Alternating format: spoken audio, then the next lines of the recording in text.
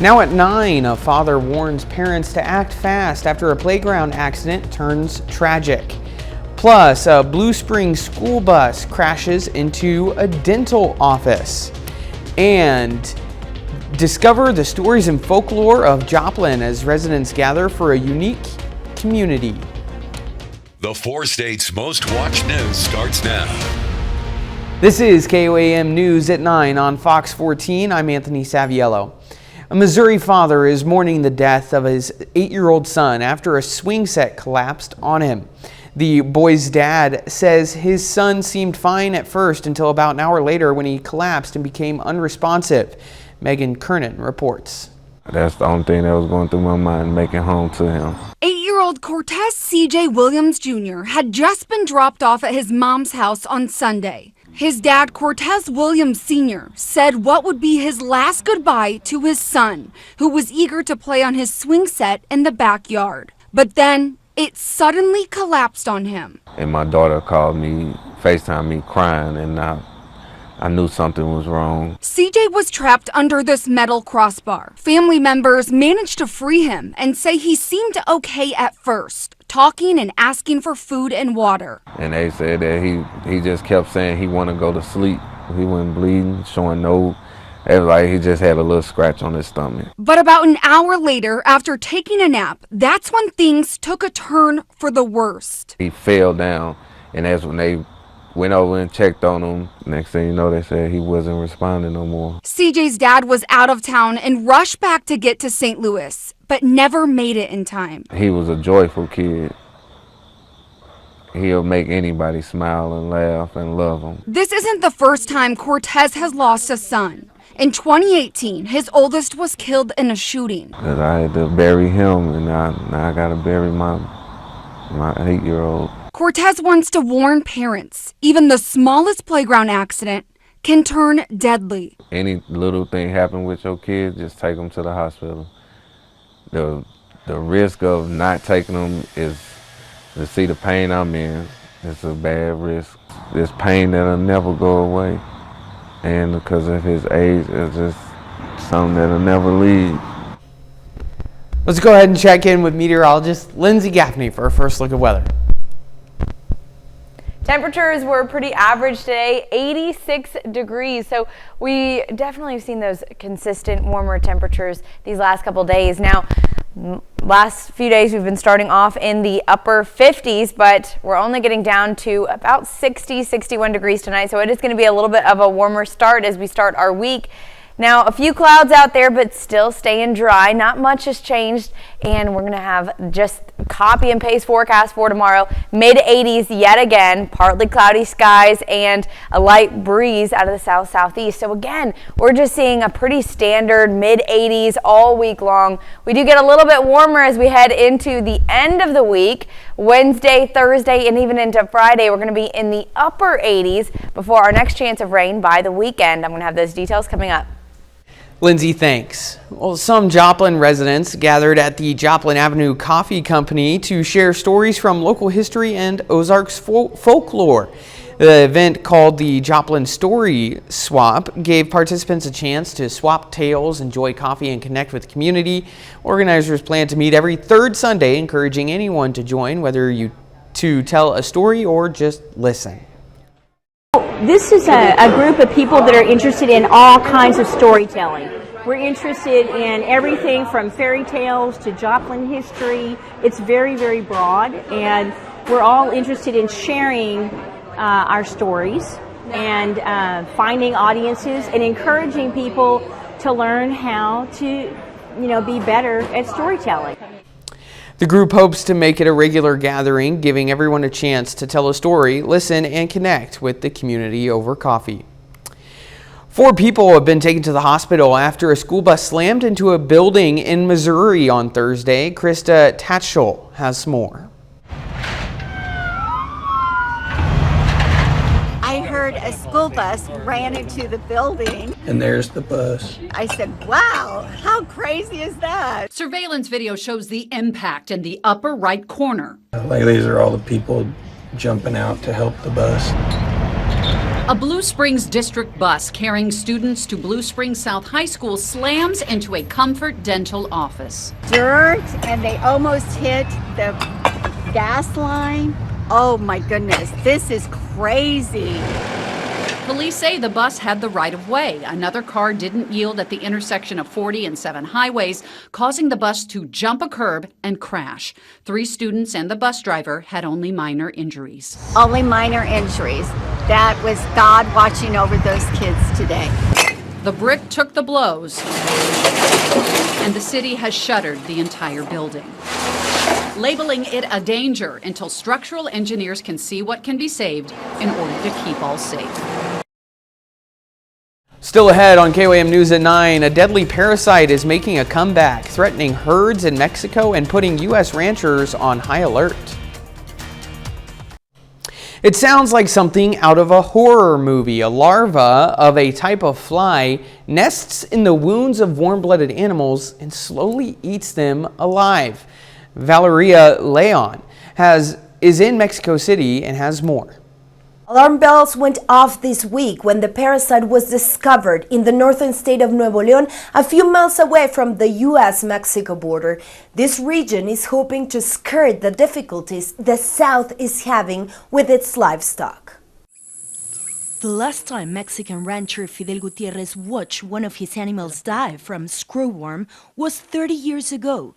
Now the flesh-eating parasite is back with a vengeance. We've watched the screwworm wipe out everything. The parasite first reappeared in November from Guatemala. Now it's devastating cattle herds in the southern Mexican state of Chiapas, and the U.S. closed its border to cattle exports in May. Most cases remain in the south, but this week a parasite was discovered in the northern state of Nuevo León, just 17 miles from the U.S. border. An outbreak of the New World screwworm in the state of Texas is estimated to cost U.S. livestock producers approximately $1 billion. With pressure mounting from the U.S. to control the infestation, Mexico is blaming illegal cattle crossings along its remote southern border. They come in through the area of Benemérito de las Américas. In the town of Benemérito de las Américas, the economy depends largely on smuggling livestock. This is one of the illegal cattle crossings from Central America to Mexico. Smugglers use this spot hidden in the jungle along the Sumacinta River on the Mexico-Guatemala border to slip cows into Mexico every day. The U.S. and Mexico signed emergency measures in September to quell the crisis and eventually reopen the border to Mexican cattle. This week, Mexico's President Claudia Sheinbaum said she hopes that the border would be reopened to cattle exports in November, as both U.S. and Mexican governments agreed in a statement released last month. But with the new case discovered this week, the reopening might be delayed a few more months. I'm Valeria Leon in Mexico City. Well, there's a new tool on the way to help children with nearsightedness. On Thursday, the U.S. Food and Drug Administration announced it is authorizing the sale of special lenses that can correct vision and slow the progression of myopia. The French eyewear company Essilor makes the eyeglass lenses, which can be worn by children as young as 6. Clinical data shows the lenses can slow eye growth that leads to worsening sight by up to 71%. Doctors call it a major step beyond contact lenses already on the market. The company says its lenses are expected to be available at eye clinics across the U.S. in the coming weeks. The FDA is set to review the abortion pill mifepristone, focusing on how it can be safely dispensed. Officials say the review is aimed at protecting women's health, but abortion rights advocates worry it could signal new federal limits on access to medication abortions. Decades of clinical studies show mifepristone is both safe and effective. Since its U.S. approval in 2000, just 5 deaths have been reported per 1 million users, making its safety comparable to common over-the-counter pain relievers like ibuprofen. Lindsay is next with a complete look at your forecast, and later, Seattle's Capitol Hill Starbucks abruptly shutters, leaving workers questioning if it's actually progress.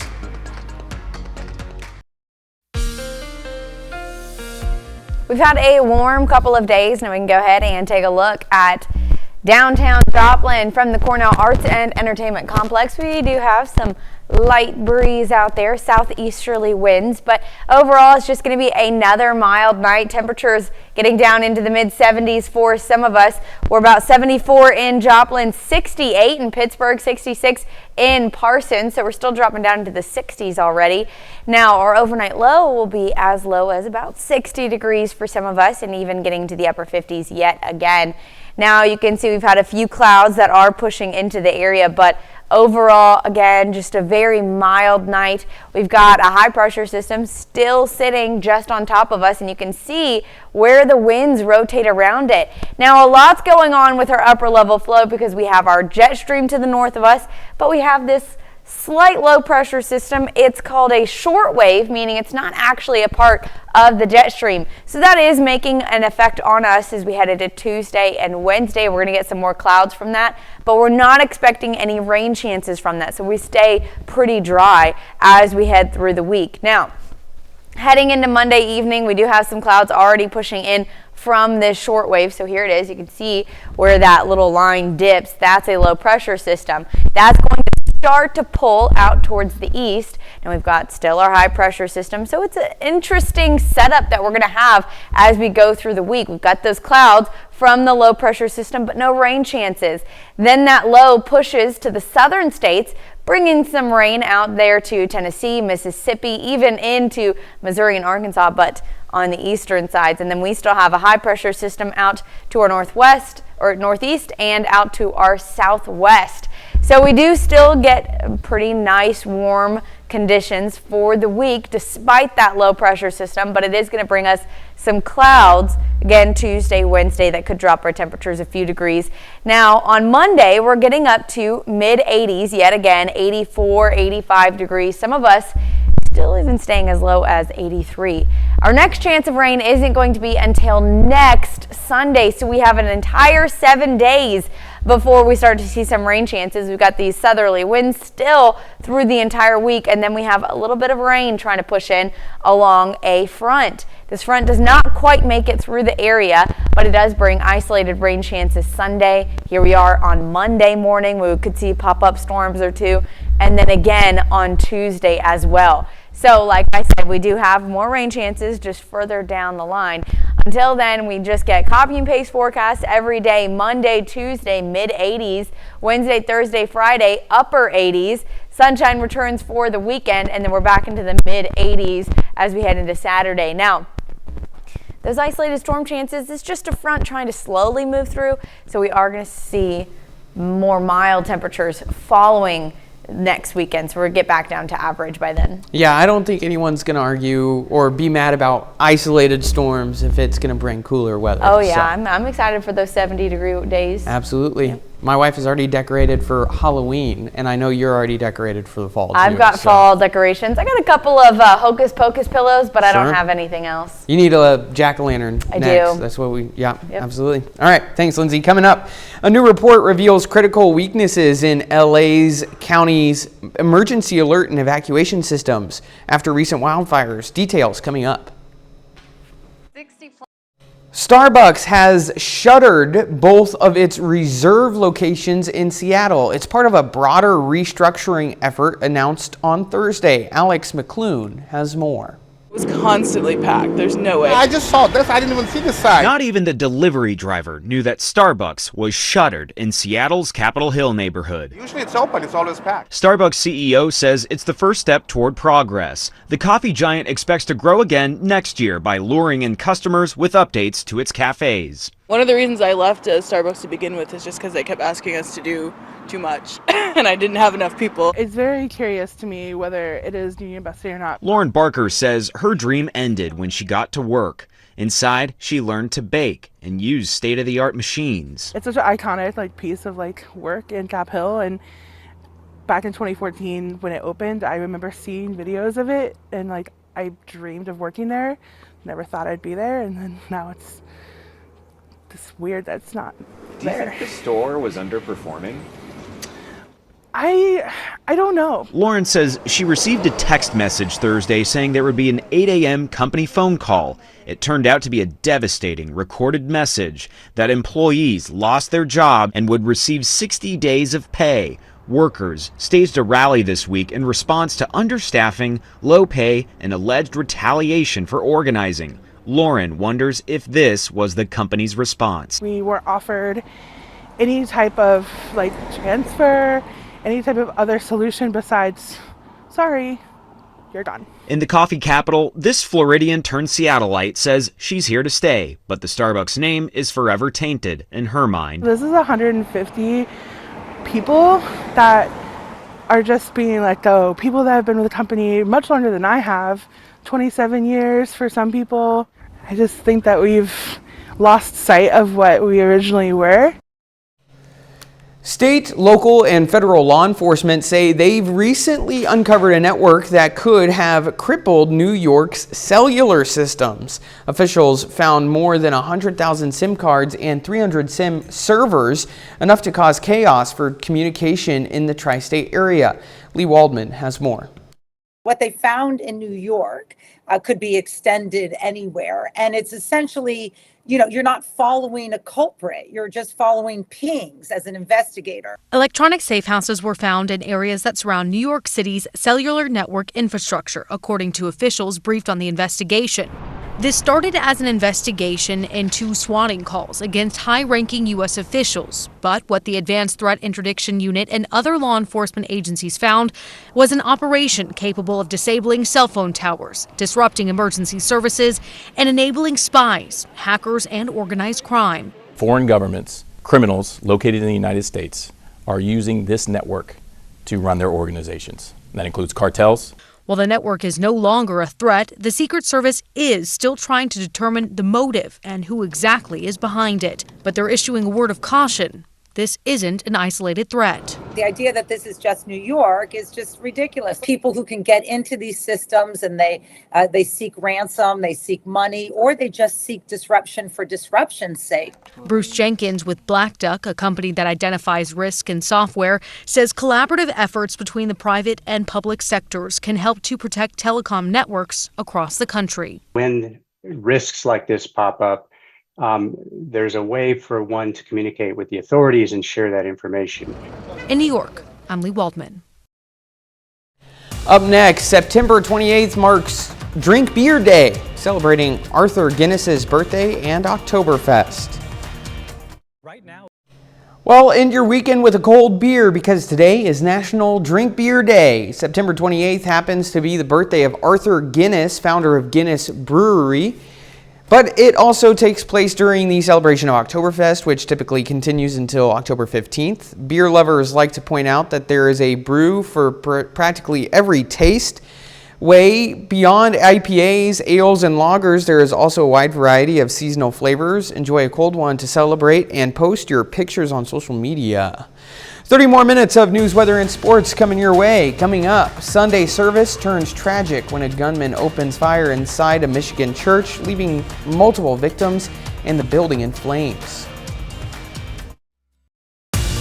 You're watching the 4 States Most Watched News. At least 2 people have died after a shooting at the Church of Jesus Christ of Latter-day Saints Chapel in Michigan. Fox News national correspondent Brian Lennis has the latest. A gunman opened fire inside a Mormon church in Michigan and set it ablaze, leaving several others injured and some in critical condition. Hundreds of people were inside the Church of Jesus Christ of Latter-day Saints in Grand Blanc, about 50 miles north of Detroit, when police say a 40-year-old man drove his car into the front of the building during Sunday service. He then exited his vehicle, firing several rounds at individuals within the church. 10 gunshot victims have been transported to local hospitals at this time, including one who has been deceased. Authorities say local police officers immediately responded to the situation and engaged in gunfire with the suspect, who is now dead. During the suspect's attack, law enforcement believe he also deliberately set the church on fire. Massive flames and thick black smoke coming from the building were seen for hours before firefighters put it out. And we do believe that there was people up there that were near that fire and they were unable to get out of the church. So we do believe that we will find additional victims once we're able to search that. A spokesman for the Church of Jesus Christ of Latter-day Saints wrote in part, quote, "Places of worship are meant to be sanctuaries of peacemaking, prayer, and connection. We pray for peace and healing for all involved." Police say there is no ongoing threat to the public and they are investigating a motive for the shooting. In New York, Brian Yennis, Fox News. Well, the issue of birthright citizenship could come before the Supreme Court again this year. On Friday, the Trump administration asked justices to review the constitutionality of the president's executive order to end it. While the 14th Amendment guarantees citizenship to anyone born in the U.S., Solicitor General D. John Sawyer argued the policy is mistaken and has destructive consequences, granting citizenship to hundreds of thousands of unqualified people. The justices previously considered the matter in June, but only on procedural grounds. As of late Friday, the case had not yet appeared on the Supreme Court's docket. The first official review of the deadly Los Angeles wildfires earlier this year highlights aging equipment, staffing shortages, and a lack of surveillance systems. Fox News' Christina Coleman has more from Pacific Palisades in California. An independent report commissioned by LA County that focused on the evacuation policies and alert notification systems found first responders and emergency managers faced a number of issues during the Eden fire and the Palisades fire that ripped through this area, ranging from environmental conditions, including extreme wind, to operational issues. The report states, quote, "The review identified no single point of failure related to how the alerts, warnings, and notifications were conducted. Instead, a series of weaknesses, including outdated policies, inconsistent practices, and communication vulnerabilities impacted the system's effectiveness." Take a listen to one of the leaders of the group that conducted this review. First responders and emergency managers began fire preparation while facing staffing shortages and resource constraints that range from personnel gaps, aging equipment, and budget limitations. The report did not address water delivery issues or the causes of the fires. This is what's left of some of the neighborhoods that were scorched by the flames in the Palisades, as county officials consider staffing levels. Los Angeles County, the largest and most complex metropolitan area in the United States, has only 37 full-time staff members in the Office of Emergency Management for its 10 million residents. The report also states that county policies lack the direction and specificity needed for residents to make informed evacuation decisions. I spoke with a number of people whose homes are still standing in this area, including this father of two. He says they got an emergency alert in time, but getting out of their neighborhood was a nightmare. He says his wife was 8.5 months pregnant at the time. I don't think we have systems to prepare. I think when you look at what happened here, there was no preparation. If there is a disaster, what do you do? Where do you go? I didn't know where to go. It's just run down the hill and just escape. Where do you go to? The chair of the LA County Board of Supervisors says she does not know how much funding will be needed to address all of these issues at this point. Reporting from the Pacific Palisades, Christina Coleman, Fox News. Coming up a little later, Omaha rolls out the red carpet for hometown hero Terrence "Bud" Crawford as the undisputed boxing champ returns.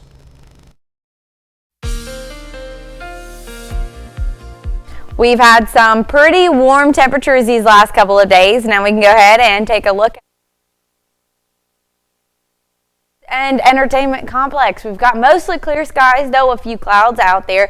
Overall, it is still a pretty nice night out there. Now temperatures are in the mid 70s in Joplin, about 74, 70 in Oswego, 66 in Miami, Grove, 67 out in Jay and Veneta. So we are still dropping down into those cooler temperatures with our overnight low getting down to just about 60 to 61 degrees. So overall, pretty warm night still for us. Now a few clouds out there, but again, not much going on for us until we get into next weekend. We've got a high pressure system. You can see these upper level winds, how they just rotate around that high. So that's still just on the tail end of our area, and that's going to be bringing us those warmer temperatures and little to no rain chances. But we've got a low pressure system out in the southwest that's going to start to make an appearance in our area by Tuesday. Now we're mostly seeing just clouds from that Tuesday and even into Wednesday once it gets a little bit closer. Those clouds actually start Monday evening, trying to push in there, but not expecting much else from that low. As we can see, we've got our high pressure up here, our low over to our west. That's going to be dropping down south of us. So we don't get a front associated with that, but it still does bring some cloud coverage through midweek for us. And then it drops further south to the southern states, bringing some rain out to Mississippi, Tennessee, even Arkansas. Now, this is by Wednesday. We've got another high pressure system that starts to build once that low moves out of the way, and that's going to warm us back up for the second half of the work week. Wednesday, Thursday, Friday, getting into the upper 80s. Not hitting 90, but definitely getting close. It's going to be pretty warm. Now, once we look further out to the west, we've got another low pressure system that's going to be affecting us next weekend and in the following week. All right, so until then, temperatures are going to reach mid-80s yet again tomorrow. We're going to be mostly sunny through the day, but we do get some afternoon clouds there. Temperatures hitting about 83, 84, 85, so we're in the mid to lower 80s with, again, our next chance of rain not until Sunday. So we've got a whole 7 days before we start to see more rain chances, but overall, I mean, not seeing a lot with that either. Isolated storm chances along a front. You can see where those winds shift by Sunday afternoon, trying to push in, doesn't quite make it, though it does get back into the area Monday, and then again, even on Tuesday, we'll have another round of isolated storm chances. So until then, we've got pretty much just a copy and paste everyday kind of forecast, mid 80s to upper 80s, back to sunshine and mid 80s. It is going to be a pretty nice week if you enjoy slightly warmer temperatures, but once all that isolated storm chances kind of clear out of here by next week, midweek next week, we're going to get back down to average temperatures. We don't really have much to complain about right now. No, I don't think so. I mean, it's not too hot. Sure. I don't necessarily love the 80s. My sweet spot, sunny and 75. I say that all the time. Staying cool in the morning, though. So yes, that's nice. It is staying pretty nice in the mornings. Awesome. Thanks, Lindsay. Coming up, the Vikings and Steelers face off in the first ever NFL game in Ireland. Plus another Patrick Mahomes and Lamar Jackson duel as the Kansas City Chiefs take on the Baltimore Ravens at Arrowhead.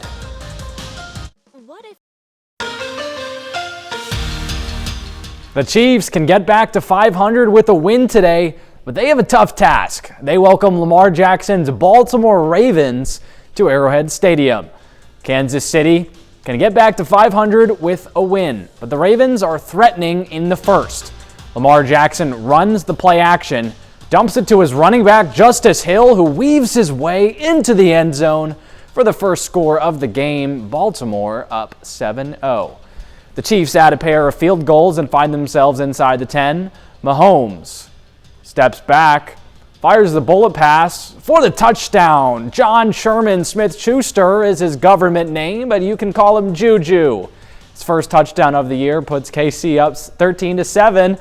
Back in the red zone again, Mahomes passes it to Isaiah Pacheco.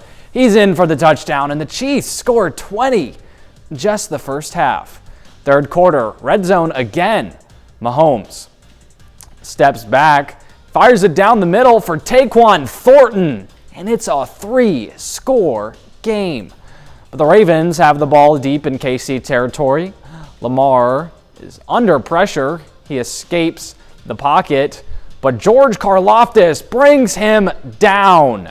A huge stop for the Chiefs as Baltimore settles for the field goal. Let's head to the fourth, where Kansas City leads by 17. 4th and 1, the Chiefs are going for it. Mahomes finds the end zone. It's Hollywood Brown for the Chiefs' 37th point of the game. They'd go on to take down the Ravens 37-20 for the biggest win of the young season. Well, bright and early this morning, the Vikings and Steelers faced off in the first ever NFL game played in Ireland. Lots of Steelers fans in Dublin for this one. We head to the end of the first quarter. The team from Pittsburgh, Pennsylvania at the goal line. and the first touchdown on Irish soil belongs to Kenneth Gainwell. Steelers up 7-3, but just a few minutes later, Steelers get the ball back. Rodgers starts the drive with a slant to DK Metcalf, and that would be the last play of the drive as Metcalf takes it all the way 80 yards for the score. Let's go over to the fourth quarter where the Vikings trail 24-6. In the red zone, Carson Wentz steps up and finds a wide open Xavier Scott.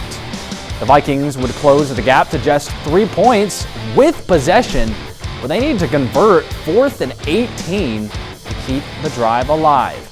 Final seconds of the game too. Wentz looking for Jordan Addison, but it's deflected. The Pittsburgh Steelers are Ireland's team. They win this one 24-21. Well, it's the final day of the Ryder Cup as America's top golfers face off against Europe's best. USA came into the day with a lot of work to do, but the Americans came to play. Cameron Young can win the 18th hole with this putt. From near the fringe, it's good, and that fuels a USA rally. Here, Justin Thomas has a chance to take the hole from Tommy Fleetwood. It goes in, and Thomas is pumped. America's still in it. World number 1 Scottie Scheffler facing Rory McIlroy on hole 17. He needs to sink this to tie the hole, and of course he does. But Shane Lowry has the chance to clinch the cup for Team Europe. And his putt is good for the 3rd straight time. Europe takes home the Ryder Cup. Well, it's a tough day for USA, but pretty good day for the Chiefs. But I heard that you weren't super impressed with that one. Let me tell you my thing about the Chiefs, okay? For people who watch, know that I'm not necessarily a Chiefs fan. They're not my team. The Jets are my team. That's a whole can of worms in of itself. But let's break down the Chiefs. They're going against a Ravens team that has 6 of its defensive starters out. Completely out. Ravens, who have one of the best defenses in the league, and half of them aren't even starting today. Not to mention, Lamar Jackson goes down halfway through the game. I don't think this proves anything to the Chiefs. I think the Chiefs are still in shambles. Yeah, they get Xavier Worthy back. I don't think this proves anything. I still think they're a weaker team in this year, but I guess only time will tell. I just don't see it. And I'll play devil's advocate. What do the Chiefs need to prove at this point? You have a point. You really do have a point.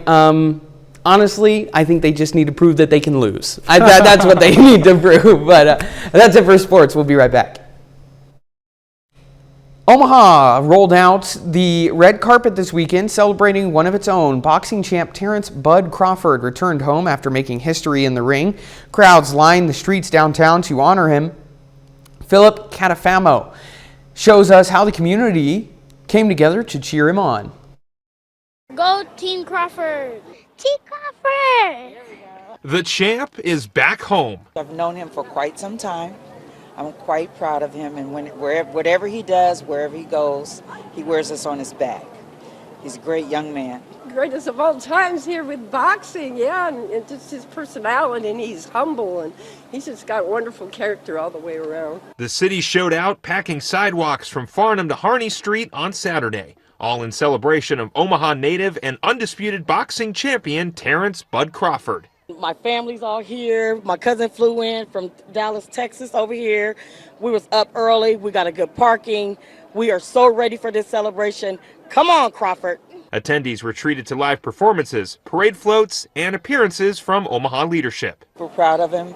I'm glad everyone's proud of him and appreciates him, and I think this is just going to warm his heart. He loves Omaha, and he's happy that they're doing this for him too. In mid-September, Crawford made history becoming the first boxer to capture 3 unified division titles, setting an example for the next generation to accomplish their goals. Because a lot of kids, if they can put their mind to it and see what he's doing, they can see that they can accomplish a lot of things themselves, like what he's accomplished. And that sets a good example. I mean, it's great. Supporting the community for those who are looking up to someone, positive in the community, different activities and things that's available for the kids to help them to stay, positive and stay a great role model for the community. We need that. Up next, rock legends join forces in a new supergroup called Beat with Steve Vai stepping in to help bring King Crimson's iconic 80s albums back to life. Well, he's already played with his fair share of music stars, but guitar virtuoso Steve Vai is part of a new supergroup suggested for the role by another legend of the sixth string. Rick Damigella has more.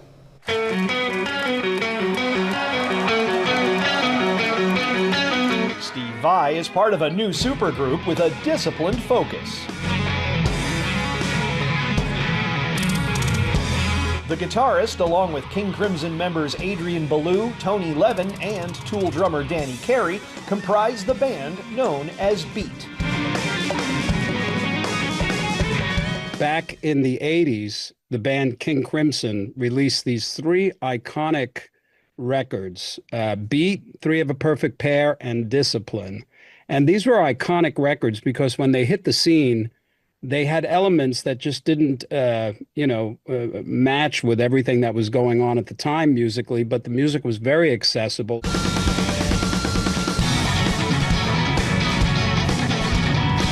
Beat formed for the purpose of performing King Crimson's 80s output. Vai became involved when Crimson co-founder Robert Fripp wasn't available. Adrian wanted to spearhead the project, and, he needed a guitar player that could play Robert's parts, and my name came up, and Robert was very supportive of that. Beat Live is out now in multiple formats, including a Blu-ray and CD set and a triple vinyl LP edition. In Hollywood, I'm Rick Damigella.